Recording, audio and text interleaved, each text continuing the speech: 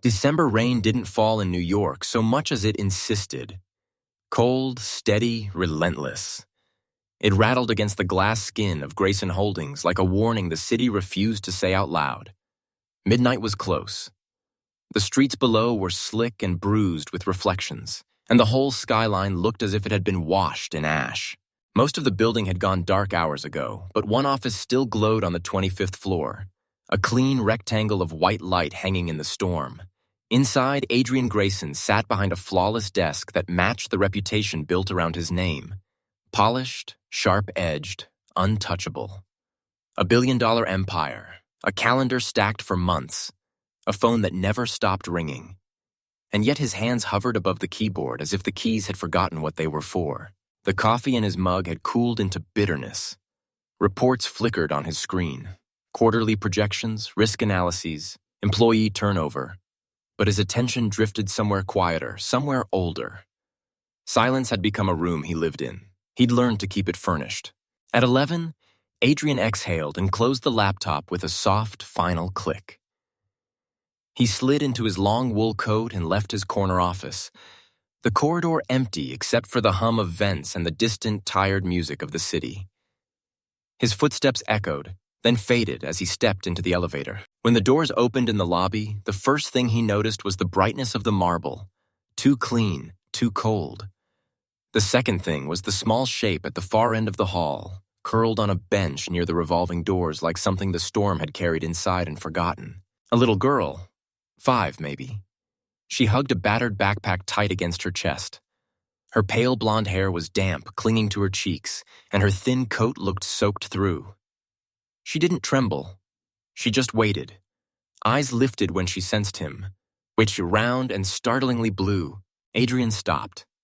He could have kept walking. He'd walked past worse things in life. He'd trained himself to. But there was something in her gaze that wasn't begging, wasn't accusing. It was simply hopeful, quietly stubborn, the kind of hope that survives because it has no other choice. He took a slow step toward her, then another. His voice came out rough from disuse. "Hey," he said gently. "What are you doing down here, sweetheart?" She didn't flinch. Her words arrived like a whisper meant not to disturb the building. "I'm waiting for my mommy." "Your mom?" Adrian glanced around the empty lobby. "It's late. Everyone's gone home." "She's upstairs," the girl said, as if that explained everything. "She works at night." Adrian frowned. "What does she do?" A tiny sunyal touched the girl's mouth, but it didn't reach her eyes. Her voice dropped even lower. "She cleans. She says it's important to make places shine." The revolving doors turned slowly with the draft. Rain gusted in, cold and metallic. The girl tightened her arms around her backpack, then said the sentence that rearranged something in Adrian's chest. "My mommy is sick," she whispered, "but she still works at night." He felt it, like a door cracking open in a room that had been sealed for years. "Sick how?" he asked, careful. "Do you know?" She shook her head. "I don't know the name. She holds her tummy and shakes sometimes, but she told me not to tell anyone." The girl swallowed, as if the words were heavy. "Because if she loses her job, we won't have money to buy her medicine." Adrian went very still. For a moment, he saw not the marble lobby and the corporate logo, but another hallway, older, dimmer, a mop bucket, a woman's hands raw from chemicals, a tired smile she offered anyway. His mother. Rain hammered the windows like guilt. The girl looked down at her shoes and added, almost apologetic, "I just wait a little while. When she finishes, we go home. I don't want her to walk alone in the rain." Adrian blinked hard, heat rising behind his eyes. This wasn't his responsibility, he told himself. He didn't even know their names. But he also knew something else, something simple and final. He couldn't walk away, not this time.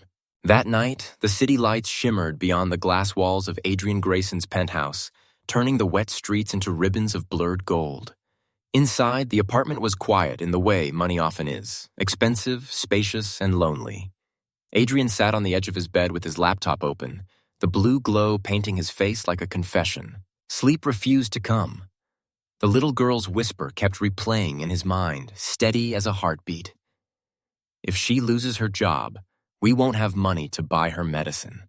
He told himself he was only checking, only verifying. a practical man gathering facts before making any decisions. But his fingers moved with something that wasn't practicality. It was fear, older than logic. He logged into the company's secure employee database, bypassing the usual layers with a few crisp keystrokes. He remembered the girl's small voice, the shape of her damp coat, the way she didn't complain. He searched through night staff rosters, then the custodial contractor lists. Eventually, a name surfaced beside a badge ID and a schedule block that made his stomach tighten. Nora Clark. Night cleaning crew.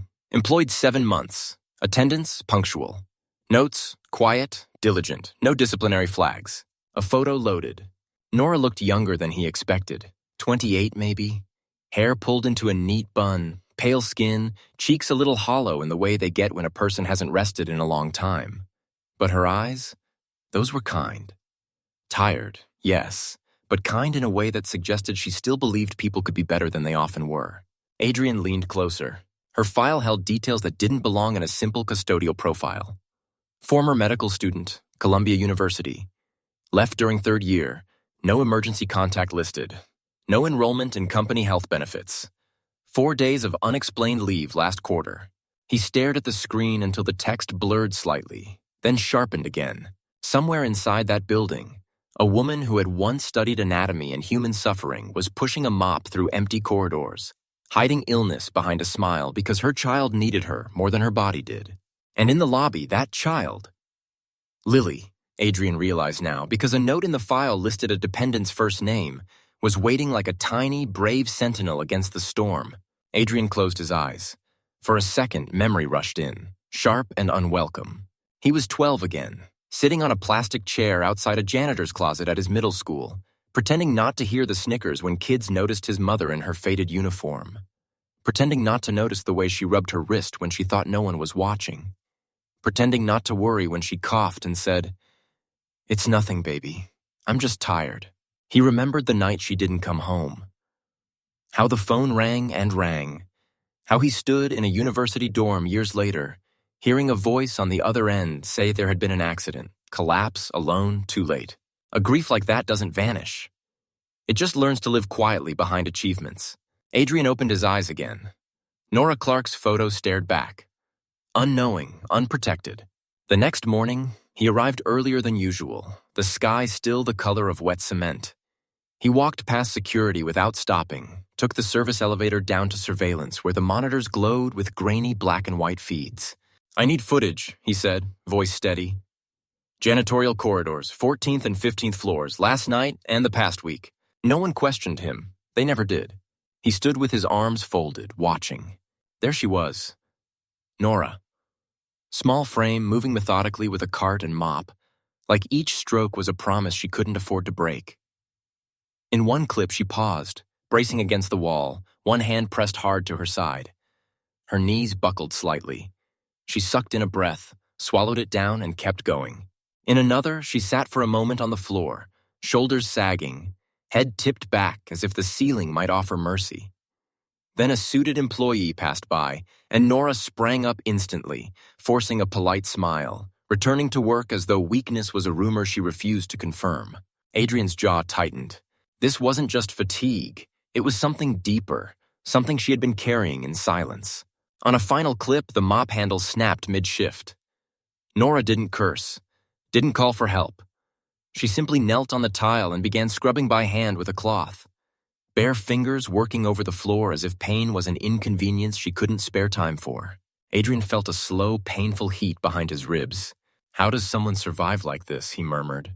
But the question wasn't really about Nora. It was about the woman he had lost.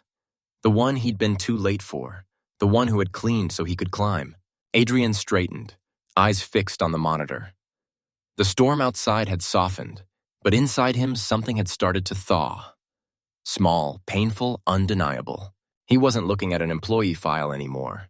He was looking at a chance, and he would not miss it again. The office was quiet past midnight. The kind of quiet that made even small sounds feel like they mattered. Adrian sat alone in his corner suite with the city blinking beyond the glass, soft classical music drifting from a speaker, something gentle, almost aching. He opened a drawer he rarely touched and took out an old photograph, a woman with a thin face and a tired, tender smile. Her hands looked rough even in the faded print, as if the paper itself remembered the sting of cleaning chemicals. His mother. Adrian traced the edge of the photo with his thumb. Not like a man clinging to nostalgia, but like someone trying to apologize across time. His throat tightened the way it always did when he remembered the last winter she worked through, the last time he assumed she would be fine because she always said she was. "I promised I'd take care of you," he whispered into the stillness. "And you still did it alone." He set the photo down beside a printed profile. Nora Clark. The contrast made something inside him flinch.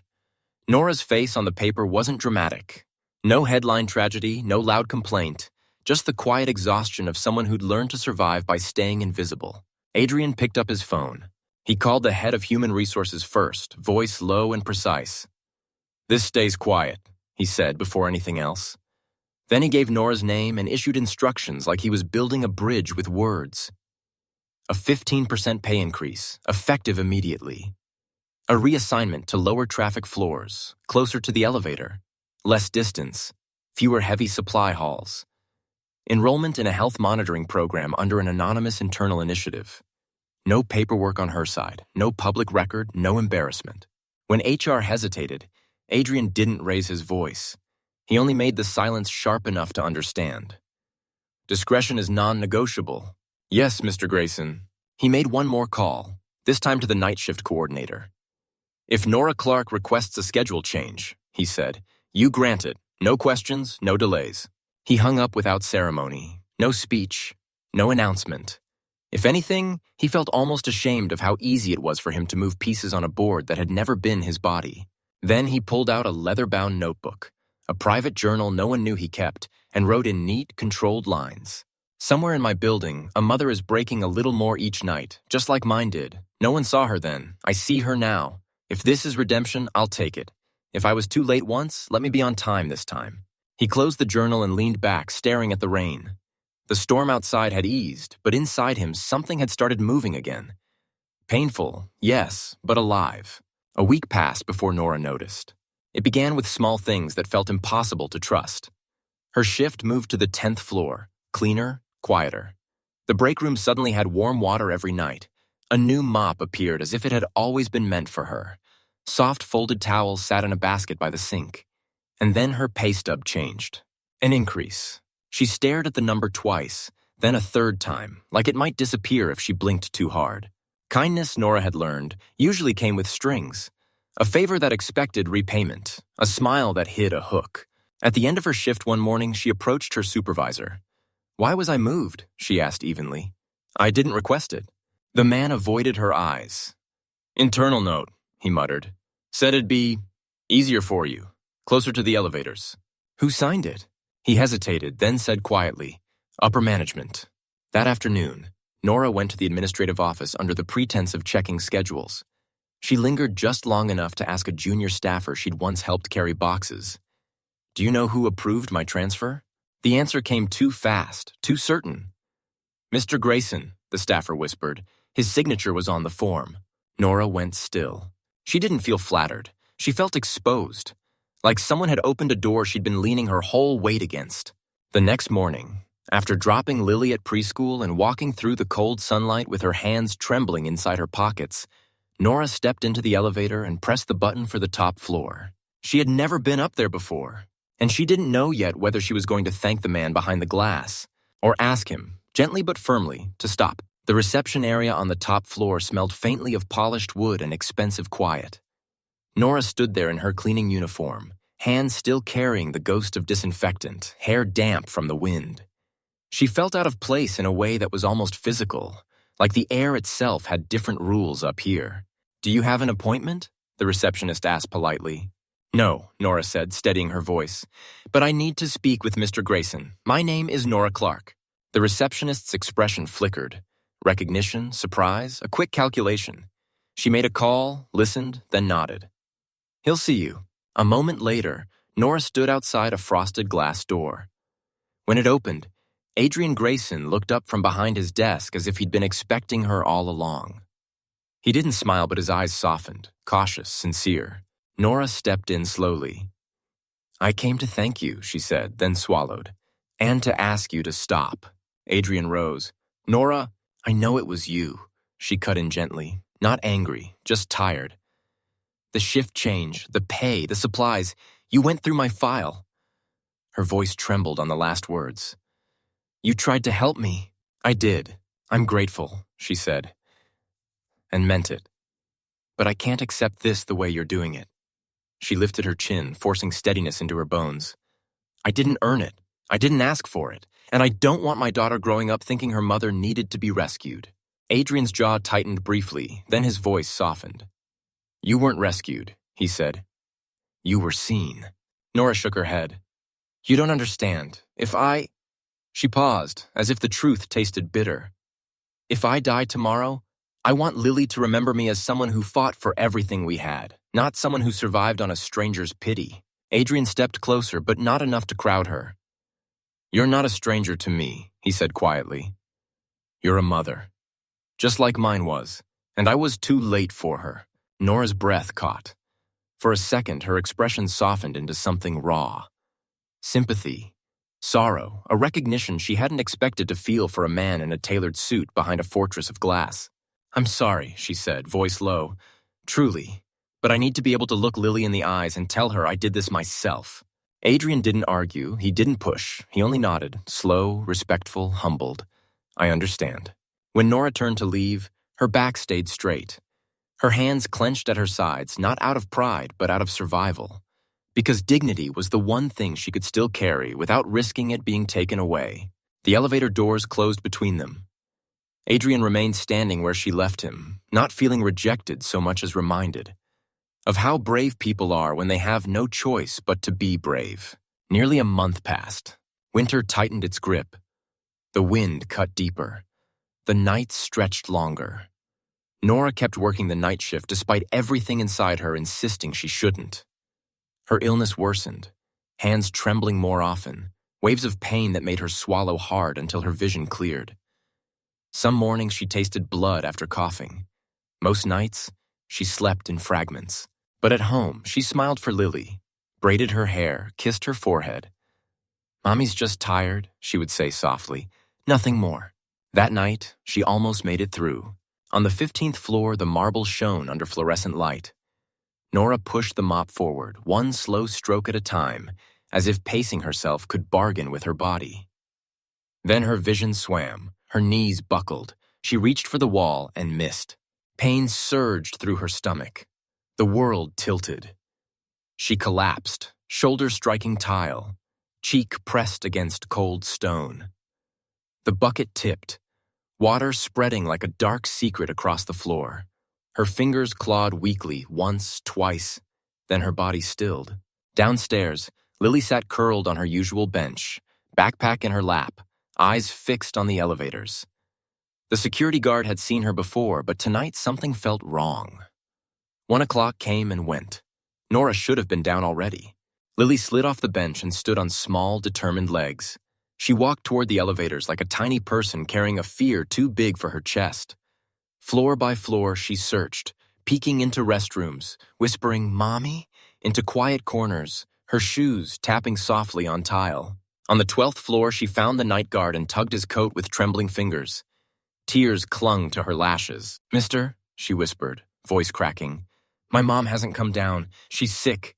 She told me not to tell anyone, but she didn't come back. Please help." The guard crouched, suddenly alert. "What's your mom's name, sweetheart?" "Mommy's Nora," Lily said, "so Nora Clark." The guard radioed it in. Screens were pulled up. Cameras rewound. And in grainy black and white, the truth appeared on the 15th floor. Nora lying motionless near the restroom, the mop fallen beside her like a dropped surrender. The call reached the front desk. From there, it went straight to Adrian Grayson. And this time, he would not be late. The phone rang in the dark like an alarm inside Adrian's bones. He had been half asleep when the receptionist's voice cut through, tight with urgency. "Mr. Grayson, security flagged an incident. It's Nora Clark. She collapsed on the 15th floor. Her daughter is downstairs." Adrian didn't ask questions. He didn't dress properly. He didn't call a driver. In less than 2 minutes, he was out the door in a sweatshirt and sleep pants, rain biting his face as he ran to his car.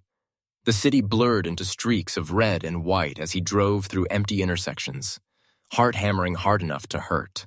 When he reached Grayson Holdings, the lobby lights were too bright, too indifferent. Lily sat on the marble floor near the bench, arms locked around her worn backpack, cheeks wet, eyes red but steady, like she'd been holding herself together by sheer will. Adrian dropped beside her. "Lily," he said softly, careful, as if loudness might break her. "I'm here." She looked up at him, trembling. "My mommy, she didn't come back." "I know," he whispered. He pulled her close, and she leaned into him at once, small body shaking. "We're going to help her. Right now." Upstairs, Nora lay where she had fallen, pale against the cold tile, hair loosened, lips dry. Adrian's breath caught. He didn't wait for instructions. He shrugged off his sweatshirt and pressed it against her cheek, feeling the faint warmth of life still there. A pulse, weak but present. "Call an ambulance," someone said behind him. Adrian's voice came out low and absolute. "Do it, but I'm not waiting." He lifted Nora carefully, her body frighteningly light in his arms, and carried her down to the parking garage. Lily ran beside him, clutching the hem of his shirt as if it was the only solid thing in a world slipping loose. In the back of his SUV, Lily buckled herself with shaking hands and held her mother's limp fingers between both of hers. "Mama," she whispered, voice thin as paper. "Please don't go to sleep forever. Please wake up." Adrian gripped the steering wheel so hard his knuckles whitened. He'd sat in courtrooms that could ruin lives. He'd signed deals that moved entire industries. None of it had ever terrified him like the sight of Nora's face in the rearview mirror. At the hospital, everything moved fast. Doors swung open, wheels rattled, nurses called out measurements and numbers. Nora disappeared behind ICU doors, swallowed by fluorescent light and urgency. Adrian sat in the waiting room with Lily in his lap. She clung to him, her forehead pressed to his chest. He held her like he'd been holding his own past, afraid it might vanish if he loosened his arms. Time stretched, an hour, then another. Lily's breathing eventually softened, sleep taking her in small, reluctant waves. Adrian didn't move. His eyes stayed fixed on the ICU doors. 20 years ago, he had been too late. Too late to say goodbye. Too late to fix anything that mattered. He bent his head toward Lily's hair and whispered so quietly it barely became sound. "This time, I'm here." When a doctor finally approached, Adrian stood so fast the chair scraped the floor. The doctor's face was professional, calm, and not especially hopeful. "She's stable," the doctor said, "but barely. Her body is in severe shutdown. Exhaustion layered over chronic illness, worsened by malnutrition and stress." Adrian swallowed hard. "What illness?" The doctor hesitated, then spoke plainly. "Systemic lupus, an autoimmune disease. Her immune system is attacking her body. She's been working through flare-ups without proper treatment. If she keeps living like this..." The doctor's voice softened. "I don't think she'll make it much longer." Adrian sat back down as if the words had weight. He looked at Lily, asleep against him, her hands still curled around the edge of his jacket. And in that moment, he understood with brutal clarity, money couldn't buy time, but it could buy help. If he used it correctly, if he used it in time. He pulled out his phone. There was one person he trusted for this, a friend from medical school, now one of the country's leading autoimmune specialists. "Daniel," Adrian said when the call connected, voice steady only through effort. "I need a favor, urgent lupus case. She's unconscious. I want her under your care, completely discreet. Register her under the Anonymous Care Fund. I'll cover everything." "Send me her charts," Daniel replied without hesitation. "I'm on it." Adrian ended the call and made another, human resources, even though it was nearly 4 a.m. "Nora Clark's employment is protected," he said. "Full pay, medical leave as long as necessary. Discretion is non-negotiable." "Yes, Mr. Grayson," the HR director answered at once. Adrian looked at the ICU doors again.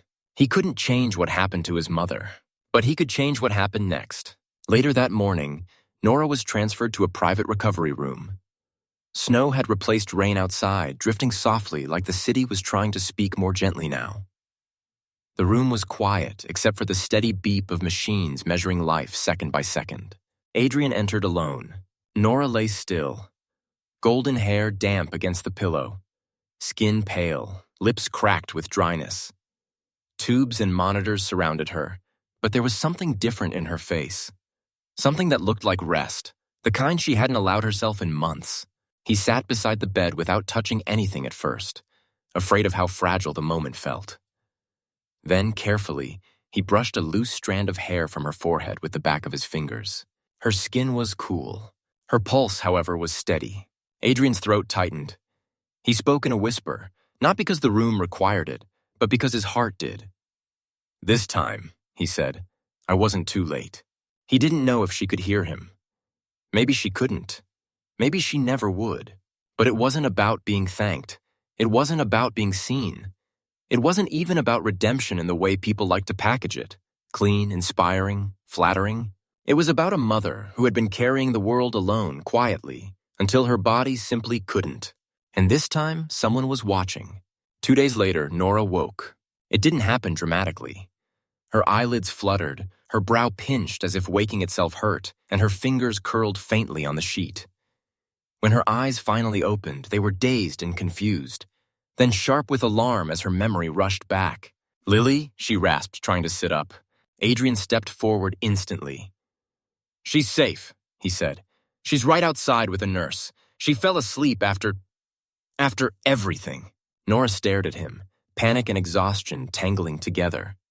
"Why are you here?" "Because you collapsed at work," Adrian answered gently.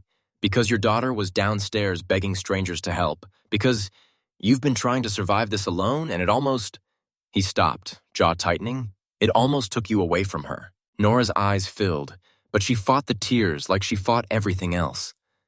"I didn't want anyone to know," she whispered. "If I lose my job—" "You won't," Adrian said, firm without being loud. "Your position is protected. Your pay continues. Your medical care is covered. Quietly. No headlines, no office gossip, just help." Nora's breath shook. She turned her face slightly toward the window, toward the white blur of snow. "I told you I didn't want to be rescued."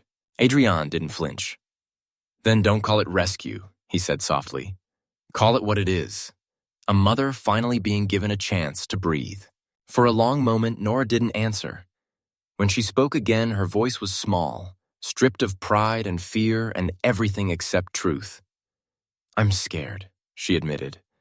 "Not of being sick. I'm scared of leaving her." Adrian nodded once. "I know." 2 weeks later, Nora was discharged. Color had returned to her cheeks. Her steps were careful but no longer weak. At the curb, a modest gray SUV waited. No limousine, no driver in a suit. Adrian sat behind the wheel in a simple coat and scarf, tapping his fingers like he'd been there longer than he'd admit. "You didn't have to come," Nora said as she approached with Lily's hand in hers.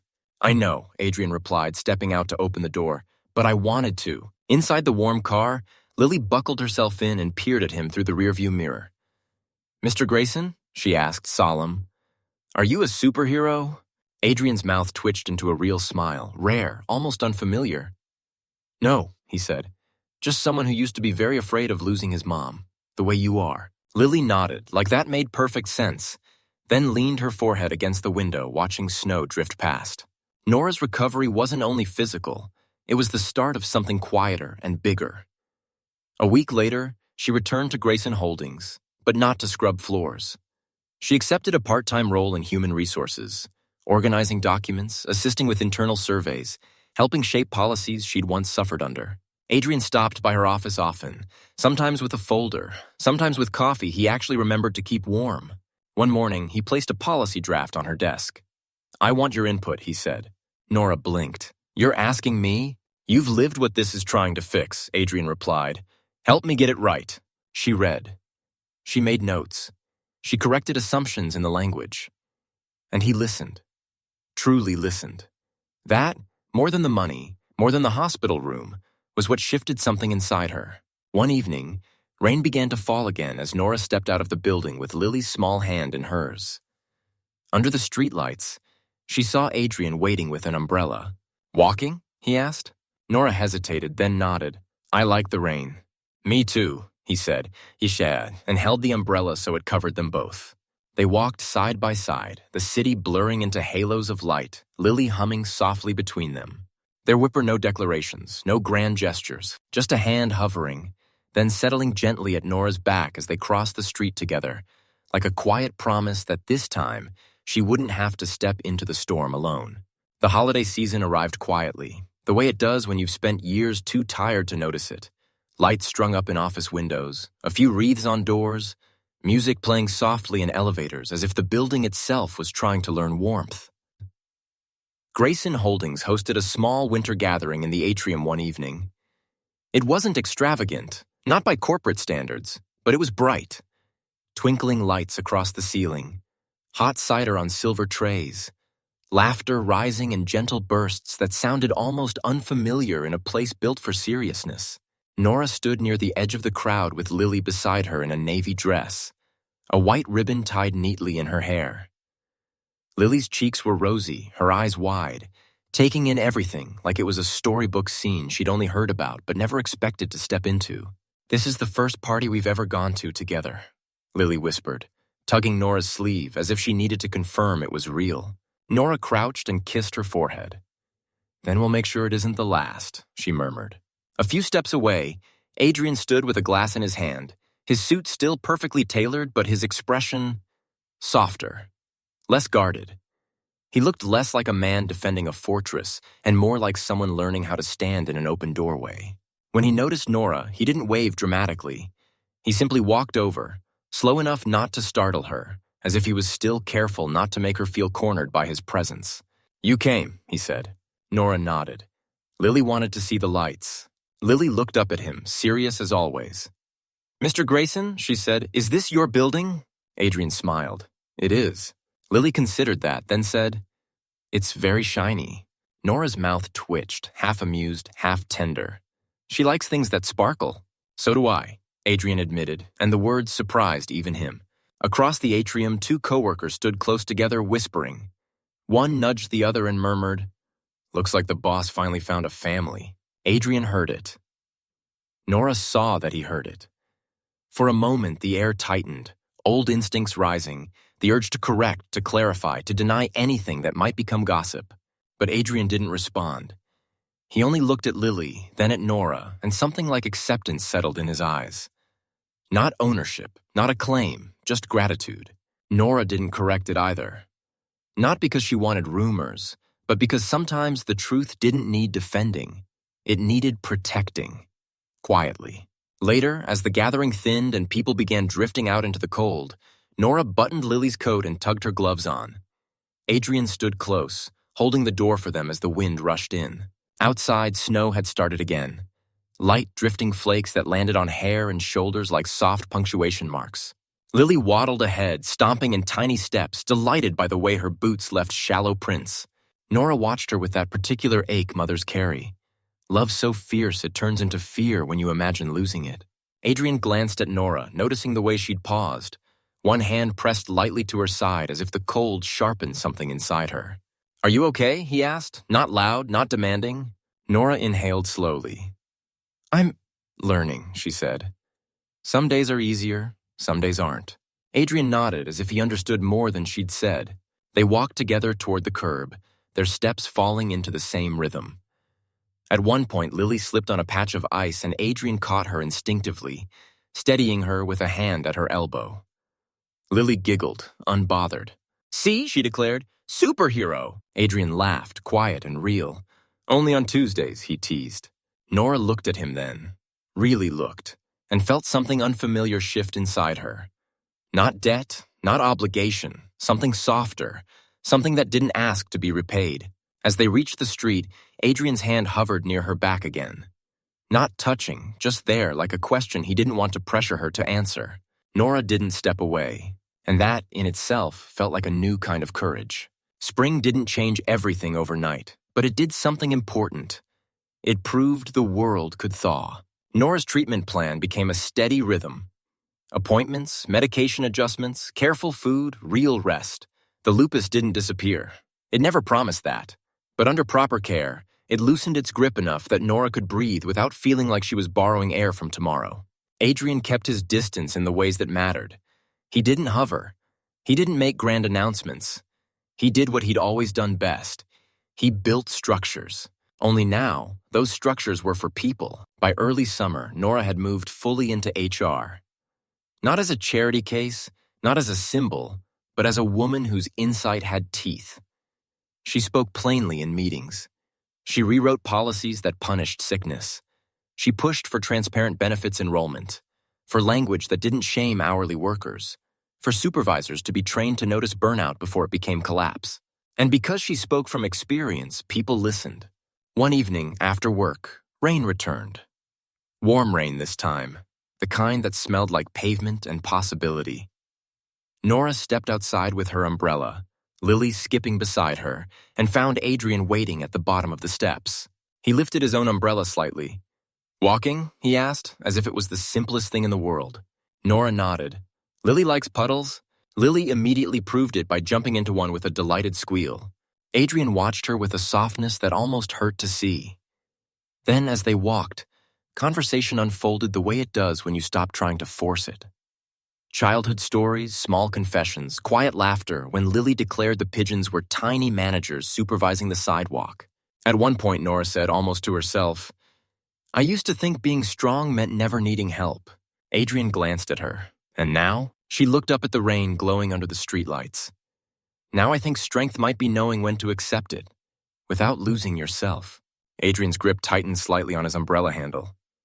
"You didn't lose yourself," he said, asked. "You protected her." Nora swallowed. "I tried." They walked in silence for a few steps, listening to Lily's humming and the rainfall tapping on fabric overhead.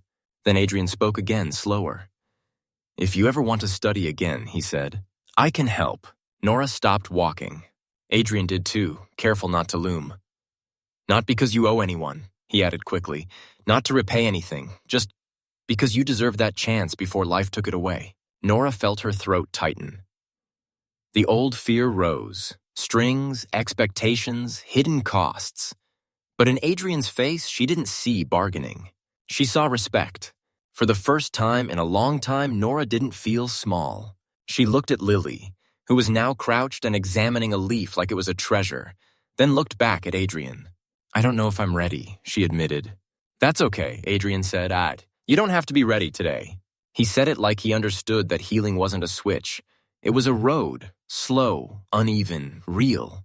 Months later, life carried them forward in quiet ways that didn't need announcements. Nora enrolled in evening classes, public community health, a path that felt like a bridge between who she'd been and who she could still become. Mornings, she volunteered at a neighborhood clinic. Afternoons, she worked. Evenings, she studied while Lily colored beside her, tongue poking out in concentration, occasionally declaring, "I'm doing homework too." Lily turned 6 and thrived. She received a scholarship from a small foundation newly created, Mary's Hand Foundation, named after Adrian's mother. The award was for children of single working mothers. No one at the company knew Lily was the very first recipient. Adrian stepped down from the CEO role not long after, taking a quieter position as advisor so he could dedicate more time to community work and the foundation. The media speculated, investors grumbled, but Adrian felt something he hadn't felt in years: peace. At the annual Inspiration Gala, Nora stood on stage, hands trembling slightly around the microphone, lights warm against her face. "There was a time I worked in silence," she began, "late at night, cleaning, hiding the fact that I was sick because I was afraid. Afraid that if anyone found out, I'd lose my job. And if I lost my job, I couldn't feed my daughter." The room was silent, listening. Nora's eyes found Lily in the front row, smiling so proudly it made Nora's chest ache. "But someone saw me," Nora continued, voice thick but steady. "Not as a burden, not as a statistic, as a person." Applause rose like rain, gentle at first, then filling the room. Later that evening, after the lights dimmed and the crowd thinned, Nora, Lily, and Adrian walked through Central Park. Snow flurries drifted like feathers. Lily ran ahead, giggling as she chased them. Nora and Adrian walked side by side, shoulders nearly touching. Nora glanced at him and asked quietly, "If one day I'm completely okay, healthy, stable, not needing anyone's help, will you still stay?" Adrian turned to her, eyes warm beneath the lamplight. "I'm not staying because you need me," he said. "I'm staying because I need you." Nora looked down, smiling. Her hand found his, and this time she didn't let go. A few paces ahead, Lily spun around, cheeks rosy. "Mommy," she asked with innocent seriousness, "is Mr. Grayson your boyfriend?" For a heartbeat, both adults froze. Then they laughed, soft, surprised laughter that felt like something healed. They didn't answer. They didn't have to. The only response was the quiet squeeze of a hand in the falling snow. In the weeks after the gala, life didn't suddenly become easy. It became possible, and for Nora, that difference was everything. She still woke some mornings with joints that ached as if winter had returned overnight. Some days, the fatigue came out of nowhere, heavy and unfair. Lupus didn't negotiate. It reminded her quietly that healing wasn't a finish line, it was a practice. But now, when her body demanded rest, she didn't treat it like failure. On her first full week in human resources, Nora arrived early, nervous in a way she hadn't been since she was a student. Her new desk was simple. No marble, no luxury, just a small corner with a computer, a stack of files, and a window that showed a sliver of sky. She stared at the chair for a second before sitting, as if waiting for someone to tap her shoulder and say, "This was a mistake. You don't belong here." No one did. Instead, a colleague stopped by with a quiet smile and a sticky note that read, "Welcome, coffee in the break room. Don't skip breakfast." Nora kept that note in her drawer like a small shield. Adrian didn't hover, but he appeared sometimes in the doorway with a folder, asking questions as if her thoughts mattered more than his authority. "Read this," he'd say, sliding a policy draft onto her desk. "Tell me what's wrong with it." Nora would scan the lines, phrases that sounded reasonable on paper but cruel in practice. "This section punishes people for not having an emergency contact," she'd point out once. "You're assuming everyone has someone." Adrian's expression would tighten, not defensive, but thoughtful. "Fix it," he'd say. And she did. Slowly, Nora realized she wasn't being carried. She was contributing, building, turning her worst nights into something that might spare someone else. At home, Lily adjusted to the new rhythm like a plant leaning toward sunlight. She stopped waiting in the lobby.